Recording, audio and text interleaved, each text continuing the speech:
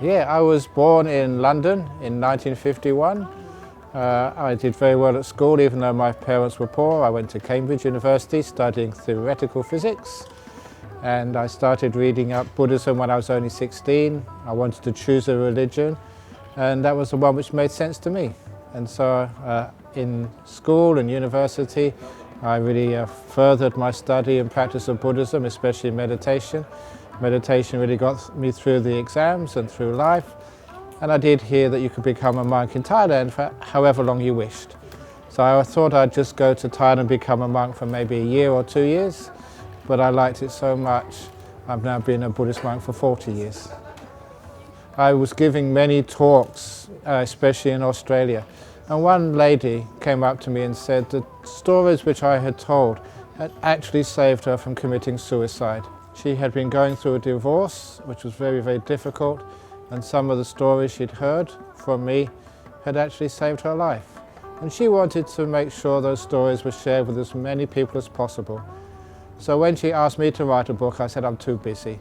So she started writing it herself. It was such a bad job that I decided I have to do it myself. So I started writing these books. And it's wonderful because they get out to so many people throughout the world. We called the book Good, Bad, Who Knows because that is one of the stories in the book, which I have been using a long time. This actually is a good example of how we can use these great teachings of the Buddha to actually help people deal with unexpected events of life, difficulties, problems and disappointments. So for those of you who haven't heard the story before, it's a story about a king many years ago who loved to go hunting in the forest. And one day when he was off hunting in the forest, he had a little accident and he cut his finger. And there was a doctor with him on the hunt. He called the doctor over. My finger is cut. The doctor put a little bandage on it. The king said, "Is my finger going to be all right?" And the doctor replied, "Good, bad, who knows?" Now that is not reassuring. If you go and see your doctor and you say, and that's what he said, you wonder about what's going on. But he was on the hunt, enjoying himself. So he carried on hunting. And when he got back to the palace, he had to call the doctor again because his finger was inflamed and red. It was infected.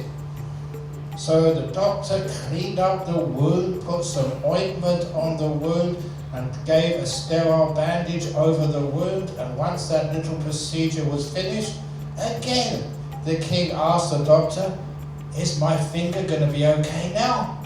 And for a second time the doctor replied, "Good, bad, who knows?"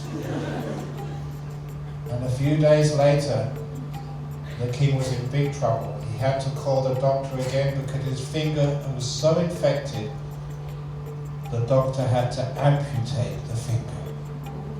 And the king was not happy.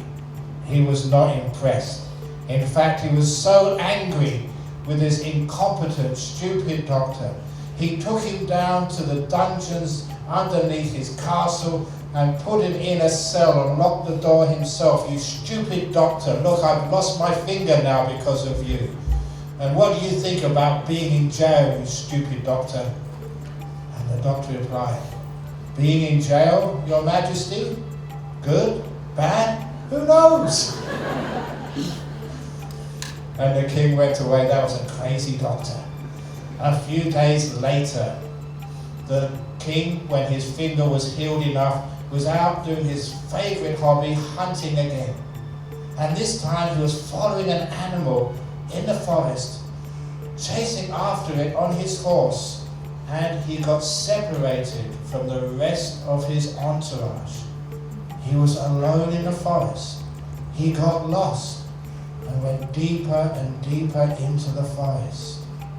And there, lost in the forest, he was captured by the indigenous forest people, the natives, because it was a full moon day. And on that full moon day, they had to do as part of their religion a sacrifice, a human sacrifice. And what better sacrifice than a king? So they tied the king to the sacrificial tree in the middle of a clearing, and the priest got out the sacrificial knife, and they started banging the drums, boom, boom, boom, boom, boom, boom, boom, boom, boom, boom, and they started chanting louder and louder and louder as they were about to cut the king's throat. And then the priest shouted, "Stop! We cannot sacrifice this man. He is not perfect enough. He's only got 9 fingers." So they had to let him go. And just, why not? They took him back to the palace, showed him the way. And when he got back to the palace, he realized the great wisdom of that doctor. He went straight down to the dungeons and released the doctor himself and said, "Sorry, I never realized your great wisdom. I always thought that losing a finger was bad, but actually it saved my life.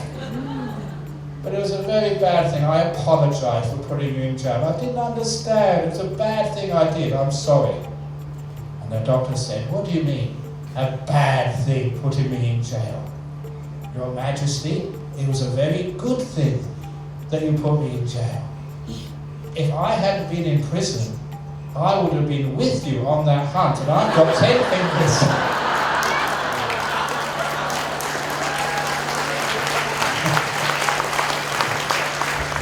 So remember, whatever happens in life to you, don't just get depressed, don't get angry, don't get negative, because sometimes we don't know just how this will all work out in the future.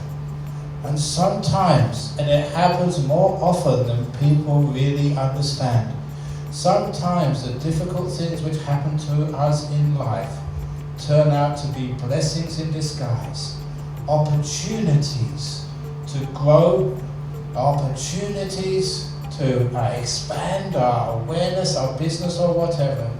Sometimes what we think is bad, in the long term, actually is very, very good for us. So remember that when any disaster happens in your life, in your family, in your health, don't just say it is bad. Always remember,